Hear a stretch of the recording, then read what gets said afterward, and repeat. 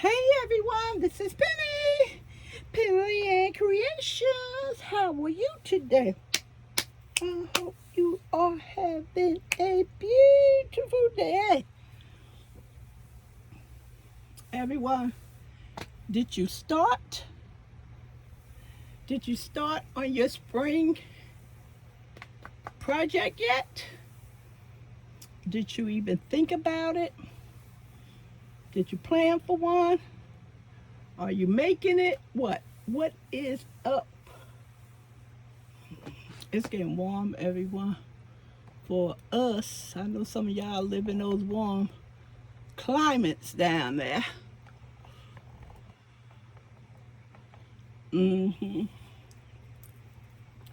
It's getting warm, and I'm upstairs.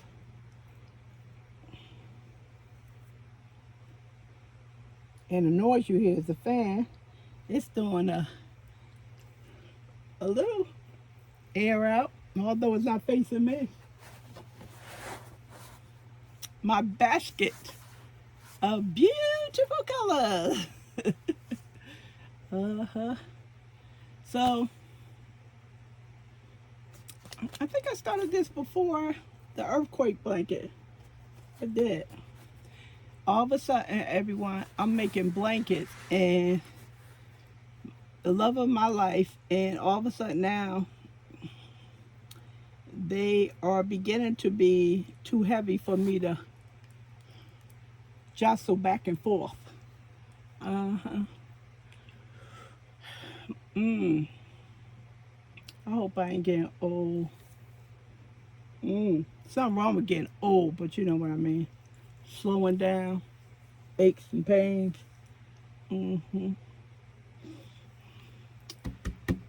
All right, everyone. Let me show you what I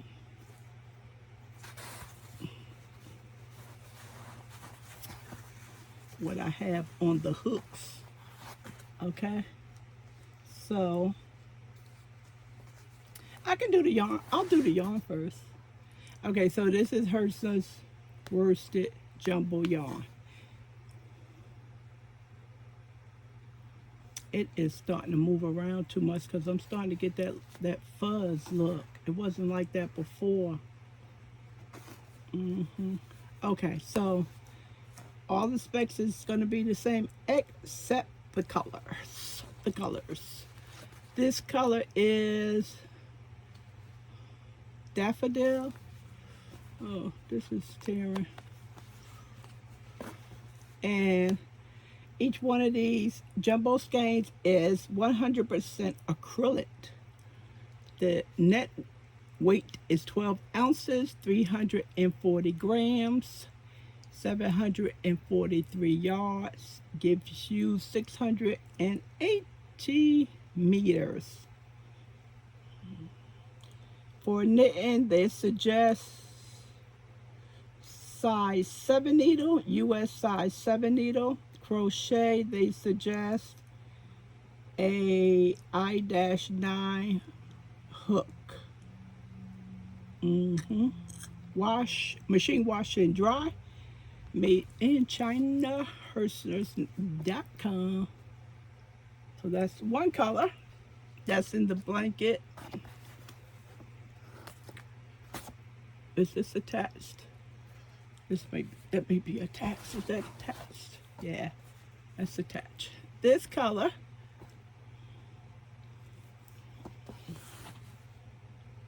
Posy. Pretty, right? It's pretty. Keep that close, being that it's still attached to the blanket.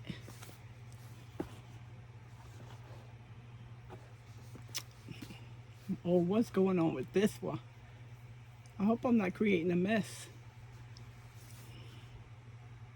Lavender. I have to watch this baby.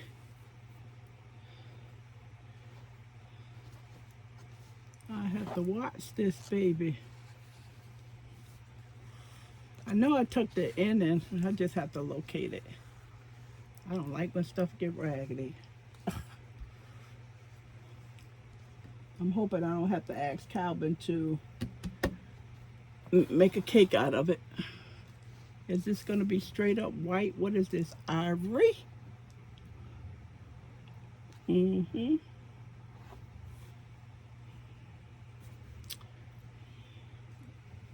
So, before I show you the blanket, okay? Don't cheat. Don't look. Put that over there. Can't see it. Before I show you the blanket, look at these colors, everyone.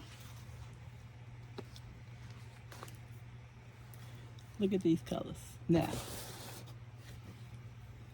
look at them a second. Still can see in the basket. Stop cheating. Okay? These colors. 3 colors. What do you think? I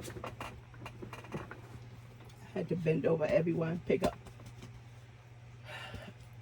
the yarn that fell on the floor by accident. So you hear this chair. Do you think that you would put these colors together? I know they're not my colors. My colors are beige and brown. I know, cream. But, and then add white in. I guarantee you, majority of you will say, no, Penny. No, I would not put that together. That doesn't go together.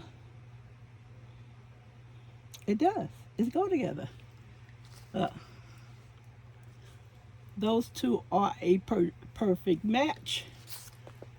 Those two are a perfect match. This one is a perfect match.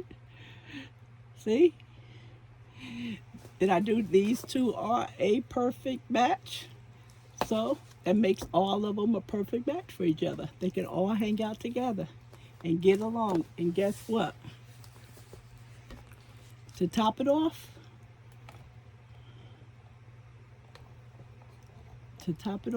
white is perfect for each and every one of these colors. Can't get around it. It goes, everyone. Some of you know colors very well. I know it. Some of you know colors very well. Yeah. I learned something.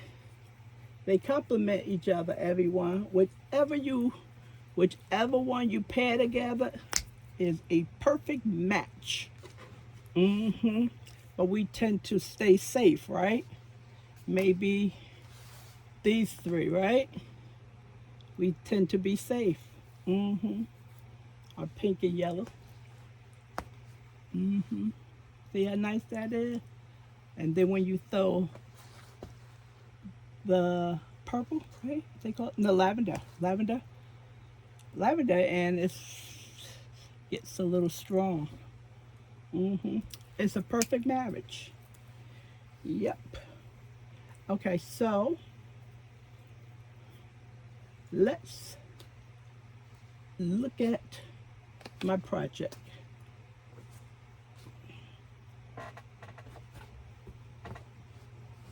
Okay. Let's look at my project.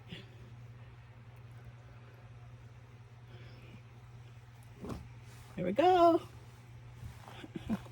You're like, what? No way. Penny, you're not doing a closed granny square? This is my second favorite blanket. Hexagon. It's Hexagon. See? Look at those colors. See?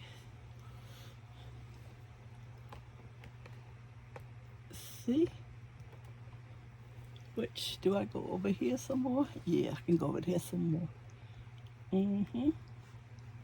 See? Pretty, right? It's just hanging off the table a little bit down this way. Just a little bit. Just a little bit. They go together. See how pretty? I was surprised.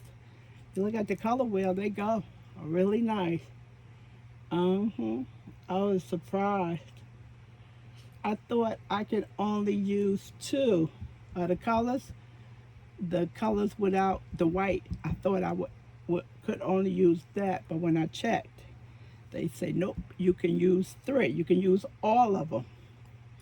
Okay, let me tell you. First, give credit. Do always want to cite stuff. Don't take stuff from people and claim it as your own.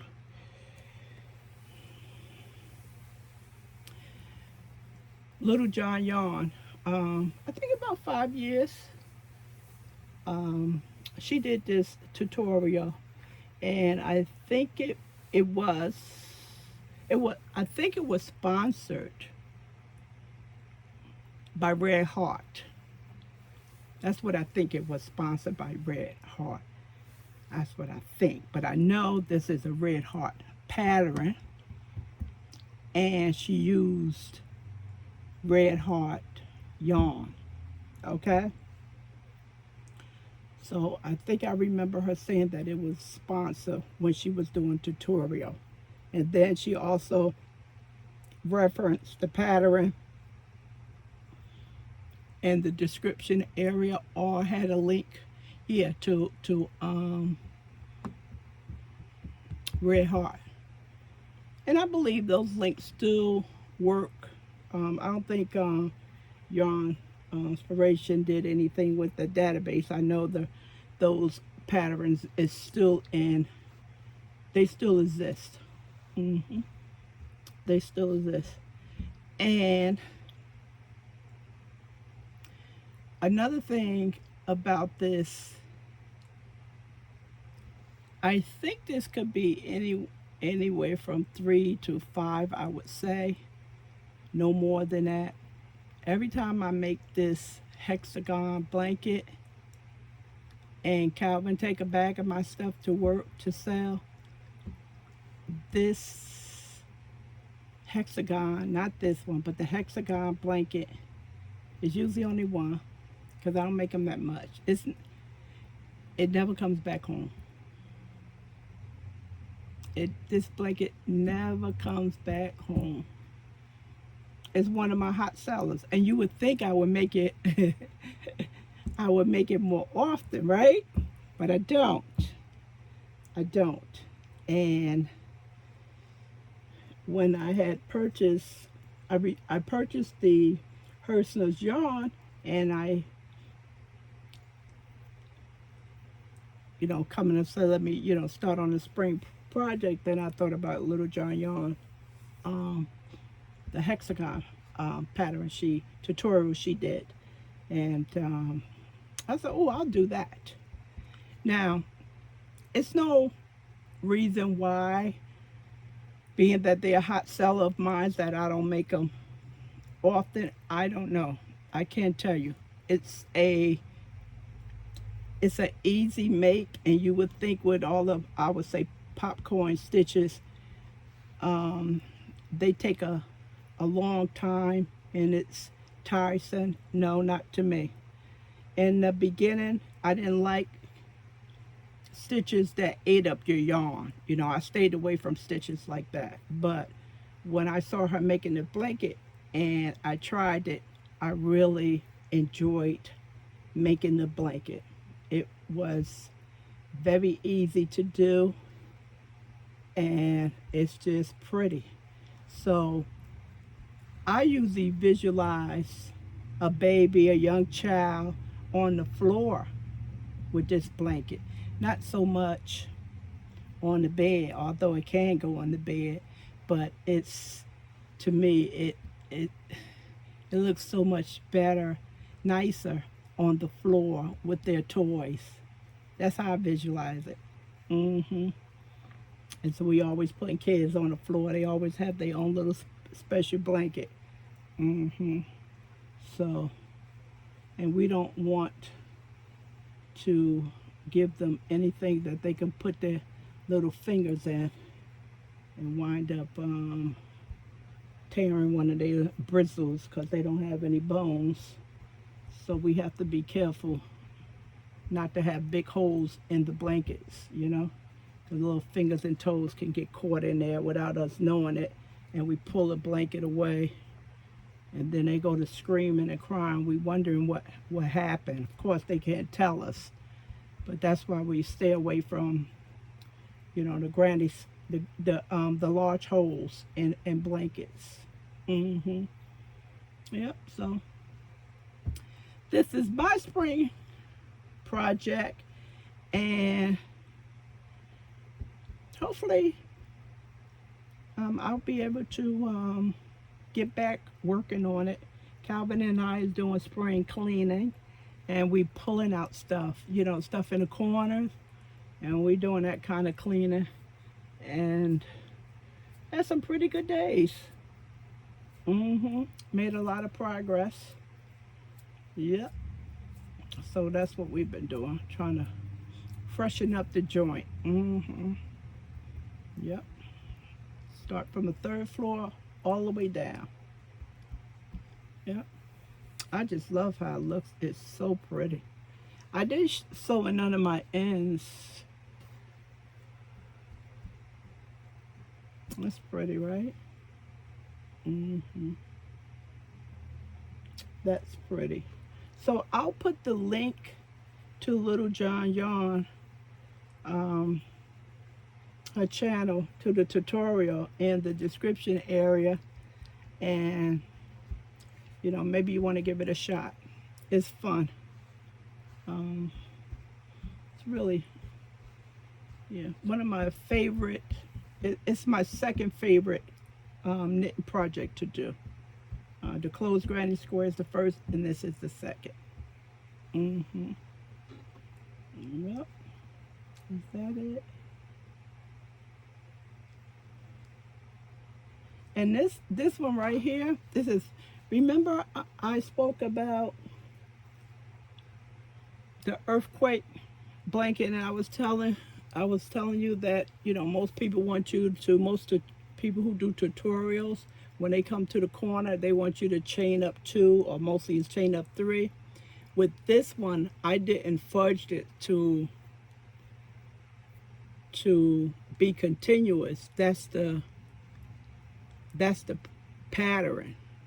So once you finish here, you're going to slip stitch into this area, and you start here. So it's no chain ups. See, it's no chain ups at all. It's just one, you slip stitch. That's all you do, and then you go back into making the corner stitches.